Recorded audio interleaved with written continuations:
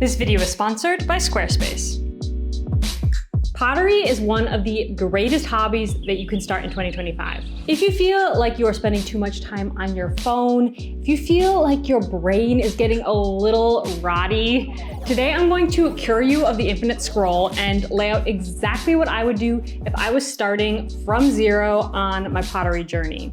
If I had no experience, pottery skills, or even a studio, this is how I would start. From the most basic of tools to where to fire your work. My goal is to get you started with pottery in 2025. So let's talk.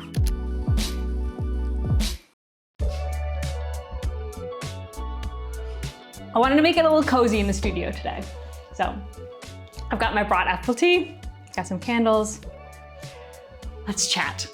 First of all, I want to talk about why I think starting a pottery hobby is going to cure you of your lethargy. This is not medical advice, but overall, it is a great thing for your mind, your body, and your soul. The thing about pottery is it gets you off your phone. Like when your hands are covered in mud, you literally cannot touch your phone. And it gets your brain and your hands working together. This kind of mind-body connection, that's what brings you into the present moment. And in pottery, you're constantly learning, you're being creative, and you're problem solving. Not only does this stimulate your brain, and not in like the dopamine addicted kind of way, but in like a positive way that leaves you feeling refreshed, accomplished, and like you learned something. And not only that, but at the end, you usually have something that's physical, like tangible and beautiful to show for your use of time. Something that you can mindfully use in your everyday life. I didn't make this was made by a friend of mine, but I love it. And no matter what level you're at, pottery is like a really hard thing. And you have to keep practicing at it. And every time you practice, it strengthens that muscle in your brain that tells you that you are capable of doing hard things. I really think cultivating this kind of confidence in yourself does spill over into the rest of your life. Like, you can have that hard conversation because you just wrestled 500 grams of clay into center for the last hour, and you're sweaty and you're proud, but you're too tired to overthink. Think like a post-workout vibe. Like you're tired, you're physically tired because pottery is a physical activity. And because of this, it can have the same mental health benefits of something like exercising, but you get something beautiful in the end. Like, I cannot stress enough how amazing that is. And the last thing I want to talk about, if I haven't convinced you yet, has got something to do with this very famous book. You probably heard this book. Pottery gets you into a flow state. So what is flow? I'm gonna read it right out of the book. Flow is the state in which people are so involved in an activity that nothing else seems to matter. The experience itself is so enjoyable that people will do it even at great cost for the sheer sake of doing it. You already know what flow is. Flow is when you feel in the zone. You suddenly look up and hours have passed. It's not like a, oh my God, I can't believe how long I've been playing video games kind of way, but in like a productive, a feeling of accomplishment kind of way. I'm talking about the nourishing kind of productivity here, not the toxic kind. According to this book, there are 3 things that you need to get into flow. 1, you need realistic goals. 2, your skills need to match the opportunities for action. And 3, your focus needs to be completely on the activity. Pottery can meet all of these goals because you can easily find a project that matches your skill level. I'm going to get into some project ideas in a moment. Once you have clay, there really isn't much that you need, so you can immediately start creating. And that mind-body connection that I was talking about earlier is a great catalyst for you to completely focus on the activity. Great book. So I want to move on to the second part of this video now and talk about what I would do to get started with pottery if I didn't have all of this and 14 years of experience. But first, I want to take a break to talk about our sponsor, Squarespace. If you've never heard about Squarespace before, they're a website that artists and entrepreneurs use to stand out online. I've personally been using Squarespace ever since I started my online business, and I'm still using them for my website today. There are a few things that I love about Squarespace, one of which is their memberships, which I use to host our very own template club, but you can use to create community, host courses, and other premium content. 2, they just launched a really cool AI feature called Design Intelligence that empowers anyone to build a beautiful bespoke website tailored to your unique needs. And 3, once you have your online store set up, you have access to Squarespace payments, which is super easy to set up and gives your customers more ways to pay with popular payment methods like Klarna, Direct Debit, Apple Pay, Afterpay, and ClearPay. So if you're looking to take selling your pottery to the next level, or you're just looking for an online home for your art, I really recommend Squarespace because they make making a beautiful website super easy. So head to squarespace.com right now for a free trial. And when you're ready to launch, go to squarespace.com/potterytothepeople for 10% off your very first website or domain. Now let's get back to the video.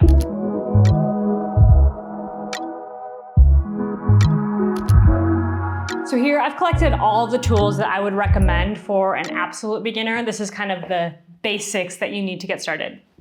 So first of all, you need a work surface. I usually recommend people to make a wedging board. This is literally just canvas from the art store wrapped around a random piece of wood. You can get wood at the hardware store, or you can use, an old cutting board or whatever, just a piece of wood. This is like composite board. It's nothing fancy. But if this itself feels like a barrier, you don't actually need this. All you need is a piece of porous wood. The reason you want porous wood is that the clay won't stick to it while you're working.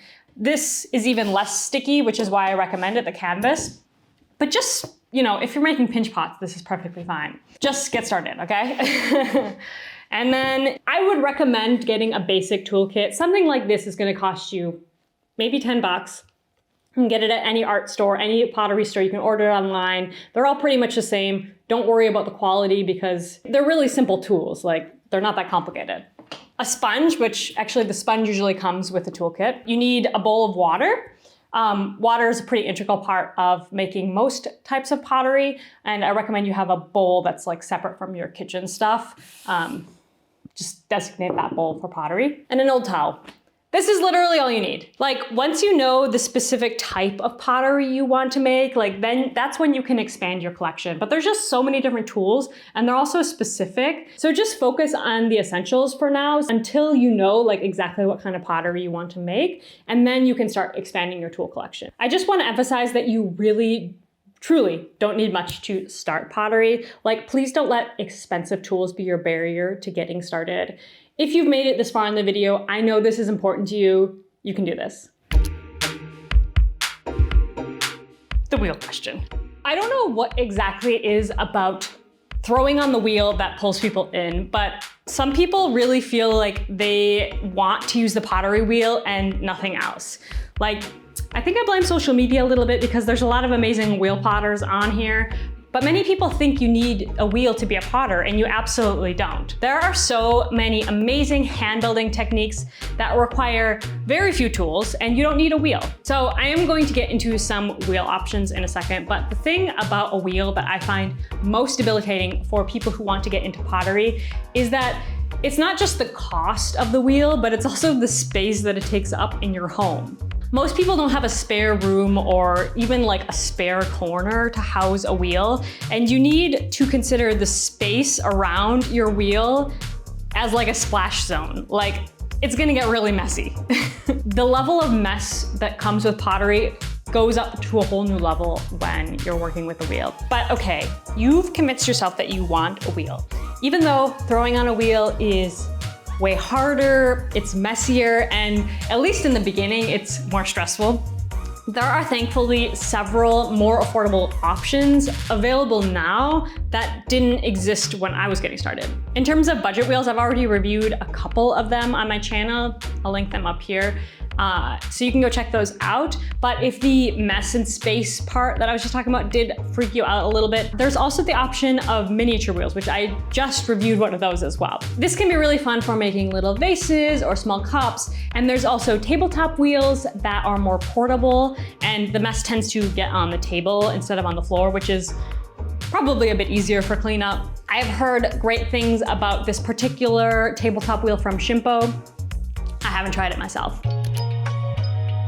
Now that your tools are sorted, let's talk about clay. But before we talk about clay, we need to talk about firing. If you think I don't want you to buy a wheel, I really don't want you to buy a kiln. I made a whole video about why here, but the short of it is that there are plenty of other options. My recommendation for you is to find a kiln owner in your area that is willing to fire your work for you. There's a lot of places you can ask: community studios, art centers, schools, like individual potters. There's even an online database of kiln owners called kilnshare.com that can help connect you to someone. It's a free and fabulous resource, in my opinion. Just don't be shy, just go out and ask. I did this for, many, many years in the start of my career. Now, the reason that I say your clay choice is dependent on your kiln hookup is because your kiln hookup might only fire to certain temperatures. And it is a whole lot more convenient if you use the same clays as they do. Not only will you have to troubleshoot a lot less, but your kiln owner, friend, hookup person can probably give you advice and maybe even lend you their glazes. You never know. This happened to me. People are nice. So what do you want to make first? Let me say this again. What do you want to make first? Because the thing is, you can make whatever you like. If you're looking for inspiration, this channel is full of it. In fact, my very last video, I demonstrated 20 hand building projects that are easy to make and perfect for beginners. Did I time this well?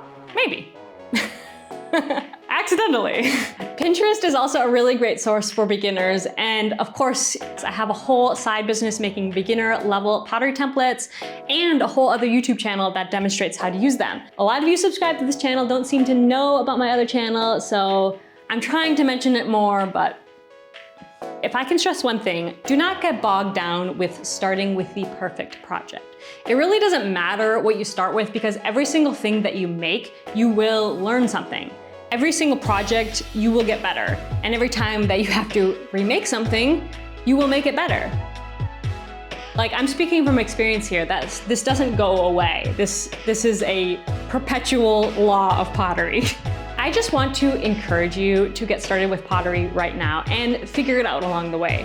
I am so convinced that this is the way to start with new hobbies because I know from personal experience, like the paralysis and the weeks and months that can pass while you're just thinking about starting something new, but you're just not ready yet. You just don't have the right tools. You just don't have the right project. It's about to be the new year.